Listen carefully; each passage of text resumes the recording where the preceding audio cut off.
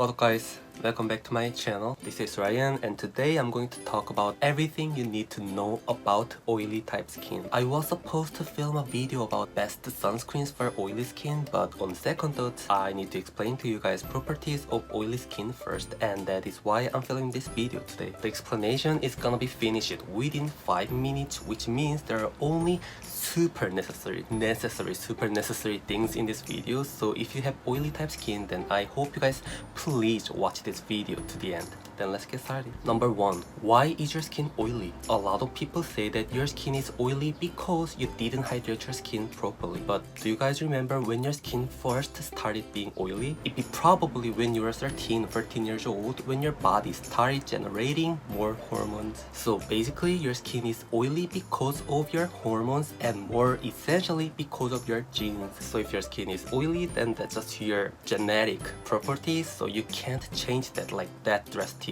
For Ryan, I saw some videos saying that I can make my skin less oily by hydrating my skin and applying some facial oils on my skin. So hydrating oily skin might be helpful for your skin. Sebum is basically produced to keep your skin hydrated and moisturized. But like I said before, your skin is oily because of your genetic factors. So it's not like your skin is gonna produce less sebum if your skin is hydrated. Instead, I can say that if you don't hydrate your skin properly, then your skin is gonna produce more sebum. So I guess I can say that if you hydrate your skin perfectly, then your skin is gonna produce less sebum. Then how about facial oil? When I watched some YouTube skincare videos, they said if you keep applying facial oil on oily skin, then your skin would be less oily later. And I believe that that skincare method is also gonna work for your skin if you keep applying facial oil in a proper way for at least 2 to 3 years. But you should know that there must be side effects too. If you have oily type skin, then that means that you already have a lot of oil on your skin. So if you apply facial oil on your skin, then oil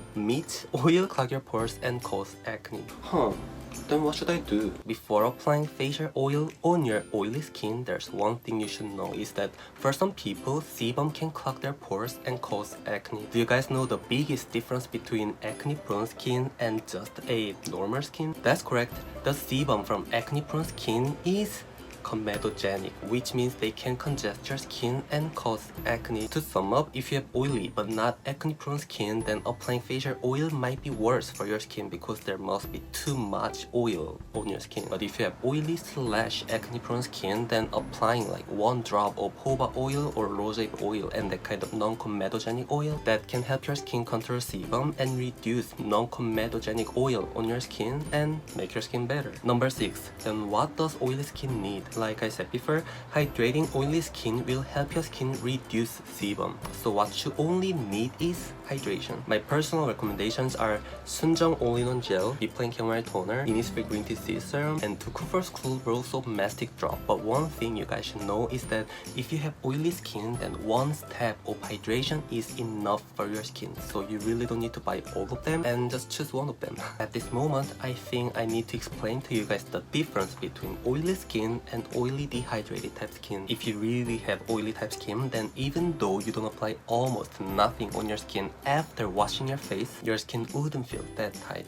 And if your skin is, then that means your skin is oily dehydrated type skin or even dry type skin. But in summer, your skin gets heated, produces more sebum, and sometimes oily dehydrated type skin turns into oily skin. So you really don't need to be obsessed with the skin type you thought you had, and check your skin type every now and then because your skin type can change by climate. Number 9. Sunscreens. Like I said before, if you have oily skin, then 1 type hydration is enough for your skin. So in the morning, you can even skip that 1 step hydration and jump right into a hydrating sunscreen. But I'm not gonna talk about that more specifically in this video because my next video is gonna be solely about sunscreens for oily skin, so just stay tuned. Number 10.